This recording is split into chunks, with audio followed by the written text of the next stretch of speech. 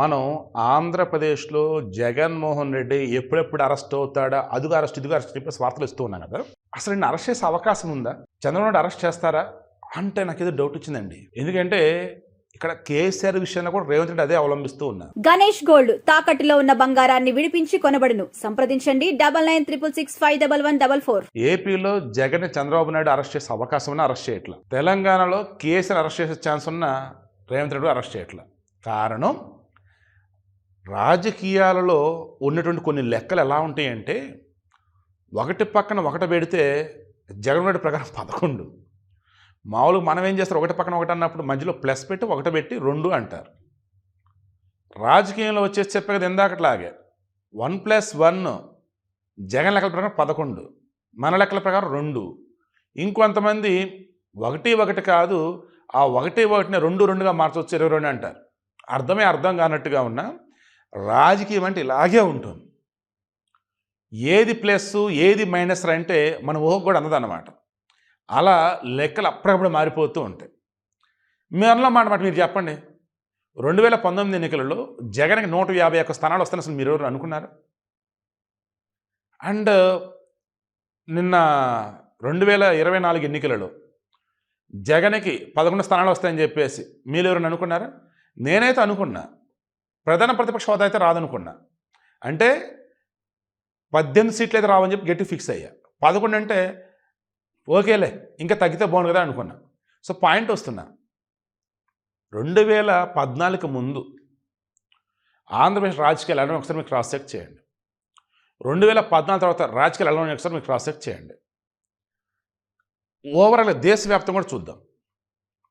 బీహార్ తర్వాత జార్ఖండ్ తర్వాత తమిళనాడు, ఈ 3 రాష్ట్రాలు ఒకసారి మీకు చెప్తా.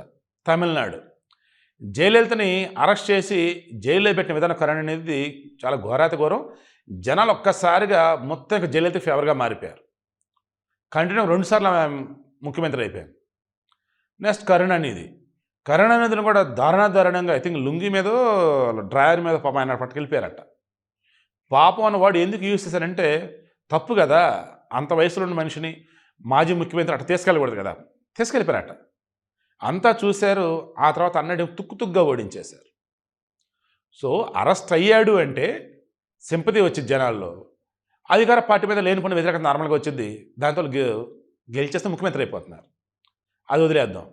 మొన్న జార్ఖండ్ హేమంత్ సోరెన్ అరెస్ట్ జైల్లో పెట్టారు. ఏమైంది? బ్రహ్మాండంగా గెలిచారు. మళ్ళీ ఇప్పుడు వాళ్ళు ఆల్మోస్ట్ బీజేపీ గెలవాల్సింది అక్కడ. ఈజీగా వీలే కదా సింపతితో. నెక్స్ట్ బీహార్ లాలూ ప్రసాద్ యాదవ్ బ్రహ్మాండంగా జైల్లోనే ఉన్నాడు. వాళ్ళ ఆవిడ ముఖ్యమంత్రి ఇప్పుడు రబ్రీదేవిని గవర్నమెంట్ నడిపించేశాడు. ఇలా దేశవ్యాప్తంగా మీరు తీయండి. స్వతంత్రోద్యమ కాలంలో ఉన్నాడు, జైలుకి వెళ్ళాడంటే గొప్పడు అన్నట్టు. అదే ఇప్పుడు వచ్చే జైలుకి వెళ్ళాడంటే ఇంకేముంది, కాబోయే ముఖ్యమంత్రి అన్నట్టు తయారైపోతాం. గతంలో జగన్ రెడ్డి జైలుకి వెళ్ళాడు. ఆయన జైలుకి వెళ్ళిన సమయంలో మీరు బాగా క్రాస్ చెక్ చేస్తే వైసీపీ అప్పుడప్పుడే దాన్ని ఏం చెప్దాం, విత్తనం మొలకెత్తింది అంతే. జైలులోనే ఉన్నాడు. ఆ సింపతితో బయట షర్మిల చక్రం తిప్పేసింది. అండ్ అవునన్నా కాదన్నా ఆ సమయంలో ఎవరున్నా సరే మేము ఉంటాం మీతో అన్నట్టు జనాలు ఉండిపోయారు. సింపతి వర్కౌట్ అయింది. వైసీపీ స్ట్రాంగ్ అయిపోయింది. కాంగ్రెస్కి చుక్కలు కనపడి అసలు వాళ్ళు ఊహించలేకపోయారు. అసలు ఇదేంట్రా ఈ రేంజ్లో ఓట్లు వచ్చినాయి వాళ్ళకని చెప్పేసి. 2014 చంద్రబాబు నాయుడు ఉండబట్టి అక్కడ ఆయన గెలిచాడు. చంద్రబాబు నాయుడు కనుక కాకుండా వేరే మనిషి కనుక అయినట్టయితే ఈజీగా జగన్ గెలిచాడు.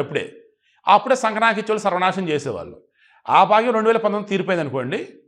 సో ఇప్పుడేమంటాను, అక్కడ కూడా మీరు క్లియర్గా అబ్జర్వ్ చేస్తే ఒక్క ఛాన్స్ ఇద్దాంలే, జైలుకి వెళ్ళొచ్చాడు బిడ్డ అన్నట్టుగా ఆలోచించే అవకాశం ఇచ్చారు. నెక్స్ట్ 2024 ఎన్నికలకు ముందన్నప్పుడు 2023లో ఇంక ఎన్నికల మహాయిదో 6 నెలలు 7 నెలలు ఉన్నాయి అనగా చెయ్యకుండా అతి పెద్ద తప్పు చేశాడు జగన్మోహన్ రెడ్డి. చంద్రబాబు నాయుడు టచ్ చేశాడు. ఆయన తప్పు లేకుండా జైల్లో పెట్టాడు. లక్షల కాదు కోట్ల మంది రోడ్ల మీదకి వచ్చేసారు. ఆయన తీసుకెళ్ళేటప్పుడు అలాగే ఉన్నారు. ఆయన రాజమండ్రి సెంట్రల్ జైలు నుంచి వచ్చేటప్పుడు జనాలు అలాగే ఉన్నారు. సింపతి ఒకటి, ఆయన విలువ ఒకటి తెలుసుకున్నారు. అందుకే 2024 ఎన్నికలు తుక్కుగా వైసీపీ ఓడిపోయింది. సో ఆయన జైలుకి వెళ్ళిన ఎఫెక్ట్, ఆయన జైలుకి పంపించిన ఎఫెక్ట్ ఘోరాతి ఘోరంగా వైసీపీని నామరూపాలు లేకుండా తీసి పక్కన పడేసింది గవర్నమెంట్ జనాలు. నెక్స్ట్ ఇక్కడ 2023 తెలంగాణ అసెంబ్లీ ఎన్నికలు. కావాలని ఒకసారి క్రాస్ చెక్ చేసుకోండి. ఆ ఎన్నికలలో కాంగ్రెస్ రేవంత్ రెడ్డి కాకుండా వేరే ఎవరన్నా కనుక అయినట్టయితే ఈజీగా మరలా బీఆర్ఎస్ పార్టీ వచ్చారు. రేవంత్ రెడ్డి కాబట్టి జనాలు ఆయన మీద ఎటువంటి సింపతితో ఉన్నారంటే, లేదురా ఎన్ని కష్టాలు పెట్టినా తట్టుకొని నిలబడ్డాడ్రా, టీడీపీలో ఉన్న ఈరోజు కాంగ్రెస్లో ఉన్న తాను పోరాటం చేస్తూనే ఉన్నాడ్రా, అవకాశం ఇద్దాం. మరో పక్క వచ్చేసి ఆ కాళేశ్వరం కూలటం, ఆ పెచ్చులు సంబంధ ప్యాచ్లు, మరో పక్క వచ్చేసి నిరుద్యోగులు, ఇంకో పక్క వచ్చేసేమో రాష్ట్రంలో వచ్చేసి మరల పేదరికం, ఇంకా సవాలక్ష ఉంటూనే ఉన్నాయి. ఈ మూమెంట్లో వచ్చేసి కష్టంలే అని చెప్పేసి ఇంక ఛాన్స్ ఇచ్చేశారు. ఇక్కడ కూడా రేవంత్ రెడ్డిని కేసీఆర్ జైలుకి పంపించాడు. దాన్ని ఇప్పుడు రేవంత్ రెడ్డికి అవకాశం ఇద్దాం, కేసీఆర్ని పక్కన కూర్చోబెడదాం. ఇవన్నీ చూసినటువంటి రేవంత్ రెడ్డి కానీ ఈరోజు ముఖ్యమంత్రిగా ఉన్నాడు కాబట్టి, చంద్రబాబు నాయుడు అక్కడ ఆయన ముఖ్యమంత్రిగా ఉన్నాడు కాబట్టి, మరలా జగన్ని టచ్ చేసి ఏ రకంగా జైలుకి పంపించి ఆయనకి కొత్త సింపతి వచ్చేలా చేస్తాడా, చేయగలడా, మీరే చెప్పండి. అన్ని ఆధారాలు ఉంటాయి కానీ జైలుకి పంపడు. అన్ని ఆధారాలు ఉంటాయి, రోజు మీడియాలో వస్తాయి. ఏ రకంగా ఎట్లా నాశనం చేశాడు, ఎంతో దోచుకున్నాడు, ఎంత తిన్నాడు, ఏంటి అంటే జనాల్లో ఏముండిద్ది, ఛీ ఏం మనిషిరా రే, ఇంకా ఎప్పుడు అరెస్ట్ చేస్తారా ఆ మనిషిని, ఇలాగ అనుకుంటారా లేదా? వన్స్ జైలుకి పంపారనుకో, ఎన్ని చేయట్లేదు అట్లా జనాలు బయట, అంతమాత్రం జైల్లో పెడతారా, ఇలాగే అంటారు. జైల్లో వెళ్ళకుండా బయట ఉంటే వెళ్తాడు, ఏదో ఒక రోజు జైలుకి వెళ్తాడు, ఇలాగే అంటారు. కామెంటు కేసీఆర్ విషయంలో అవునన్నా కాదని ఎవరైనా సరే తెలంగాణ రావడానికి నిరుద్యోగులు, ఉద్యోగులు, పేదలు, బడుగు, బలహీన వర్గం అంతా కారణమైన ఆ ఉద్యమాన్ని ముందుండి కేసీఆర్ చచ్చుడో తెలంగాణ వచ్చుడు అని చెప్పేసి నడిపించినది కేసీఆరే, నో డౌట్. ఆ క్రెడిట్ని ఆయనకి ఇస్తా. అండ్ రీసెంట్ టైమ్స్లో ఆయన పాపం హెల్త్ కూడా కొంచెం బాగోట్లేదు, ఆపరేషన్ అవ్వటం, ఆసుపత్రికి వెళ్తే ఇవన్నీ జరుగుతూనే ఉన్నాయి. ఇటువంటి మూమెంట్లో ఈ కాళేశ్వరం ప్రాజెక్టు గురించి, ఇంకా వేరే భూముల గురించో సంథింగ్ ఎక్కడో ఏదో పక్క ఆధారాలు ఉన్నాయి.